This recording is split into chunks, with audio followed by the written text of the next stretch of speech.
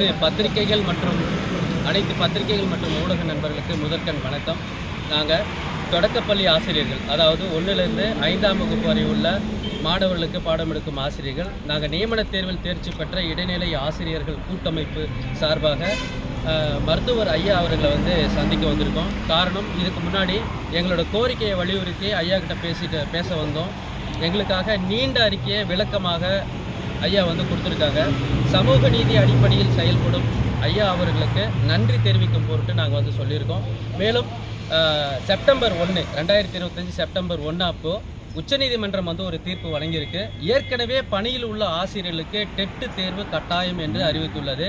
அந்த தேர்வு ஏற்கனவே பணியில் உள்ள ஆசிரியர்களுக்கு சுமையாக இருந்தாலும் அவர்களுக்கு 2 வருட காலமும் 6 முறை இந்த தேர்வை எழுதலாம்னு சொல்லிட்டு தமிழக அரசு ரிலாக்ஸேஷன் கொடுத்துருக்கு. ஏற்கனவே பணியில் உள்ள ஆசிரியர்களுக்கு இந்த ரிலாக்ஸேஷன் கொடுக்கும்போது 13 வருஷமாக இருக்கிற எங்களுக்கு 4 முறை மட்டும்தான் தகுதி தேர்வு நடந்திருக்கு. பெரிய அளவில் எந்தவித ரிலாக்ஸேஷனும் இல்லை. கிட்டத்தட்ட 2024 23,000 பேர் தேர்ச்சி பெற்று 23,000 பேர் தேர்ச்சி பெற்று வெறும் 2,400 பேருக்கு மட்டும்தான் பணி வாய்ப்பு வழங்கியிருக்கு. மிகப்பெரிய அளவில் நாங்கள் சமூக அநீதிக்கு உள்ளாக்கப்பட்டிருக்கோம். இந்த விஷயத்தை மேற்கோள் காட்டி ஐயா கிட்ட சொன்னோம். ஐயா பெரிய அளவில் அறிக்கை கொடுத்துருக்காங்க. தமிழ்நாடு அளவில் அரசு சார்பிலையும் கூட்டணி கட்சி தலைவர்கள் சார்பாகவும் ஊடகங்கள் வாயிலாகவும் எங்களுக்கான குரலாக ஐயா இருக்காங்க. அதுக்கு நன்றி தெரிவிக்க வந்திருக்கோம். மேலும் நாங்கள் எவ்வளோ துயரமான விஷயத்தில் இருக்கோம்னு நாங்கள் சொல்லலாம்.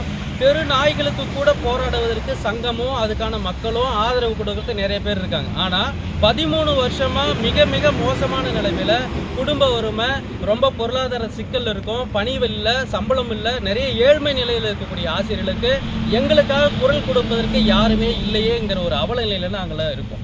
இந்த விஷயத்தை மேற்கோள் காட்டியிருக்கோம். அது மட்டும் இல்லாமல் தொடர்ந்து நாங்கள் அரசுக்கு அறவழியில் முறையில் தான் வலியுறுத்திட்டு வரோம். எங்களுடைய கோரிக்கை மிக விரைவில் நிறைவேற்றப்படும் என்று சொல்லி ஐயா சொல்லியிருக்காங்க. அதுக்கும் நன்றி தெரிவிக்க நாங்கள் வந்திருக்கோம். வேறு ஏதாவது? Okay sir, okay.